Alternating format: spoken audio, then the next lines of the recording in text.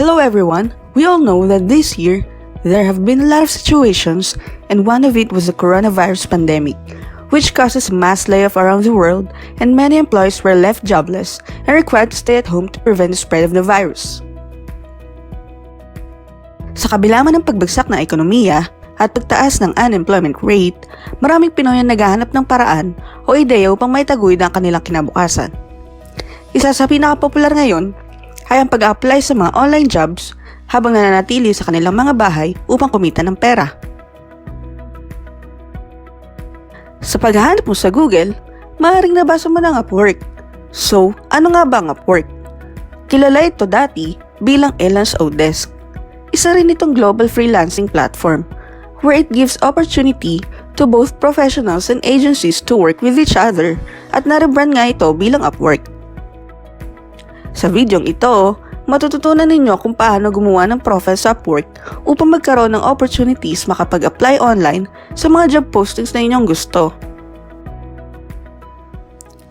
First step, just go to their website upwork.com. Then, just click the sign up button para ma-redirect ka sa email registration. Once you have entered your email, just click continue with email.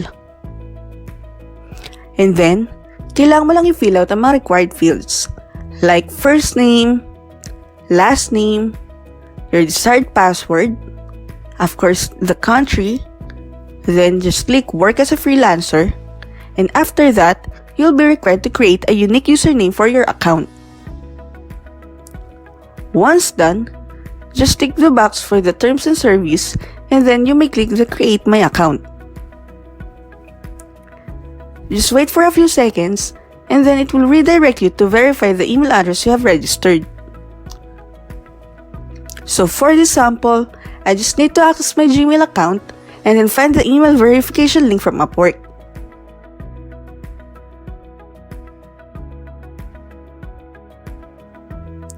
Once I click the link for a verify email, automatic mag-open ng new tab and it should say that the verification has been completed. And after that, it will require you to start and complete your profile. So makikita nyo sa left side lahat ng details na kailangan nyo i-fill out. Medyo madami lang kasi basically, that will be your employment details. So once na-complete and na-submit nyo na, Upwork will review your profile within 24 hours for approval. Makaka-receive kayo ng email once it has been approved. And this will be the look of your live profile. If you notice, under my feed, these job postings are related to the skills I have entered when I completed my profile. So let's say your profile has been approved, you can click on any of these job postings and then you can review each of them if kaya ng skills nyo. As for this profile, grayed out pa siya. Pero once approved, you can click the submit a proposal button to apply to a certain job posting. So before we end this video, I'd just like to share some tips and tricks. So for the first one, I really recommend to add the skills that you really have para makita mo agad-agad sa my feed mo pa lang yung job posting na malaki ang chance na kaya mong gawin. Second is to take Upwork readiness test. Malaki ang may tutulong nito para maging equipped ka sa kung paano ang pacing ng agencies at other freelancers sa platform na ito. Third is update your profile from time to time.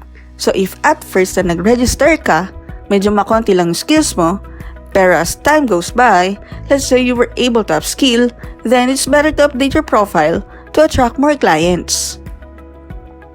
Fourth is, use your connects wisely. Sa pag-register mo, meron kang free connects which you will use sa pagsubmit ng proposals. There are a certain number of required connects for each job at kapag napubos ito, you'll need to buy connects sa website which means you'll shell out a few penny. Kaya, you really need to use it wisely. Lastly, this is for those who have been hired on a task or project. It's better not to overcommit and to always set expectations with clients para maiwasan ng pangit na feedback at maging smooth ang pagtapos sa output. Since we are at the end of this video, I hope you found valuable information regarding Upwork and sana makatulong din ito sa paghahanap mo ng online jobs during these crucial times.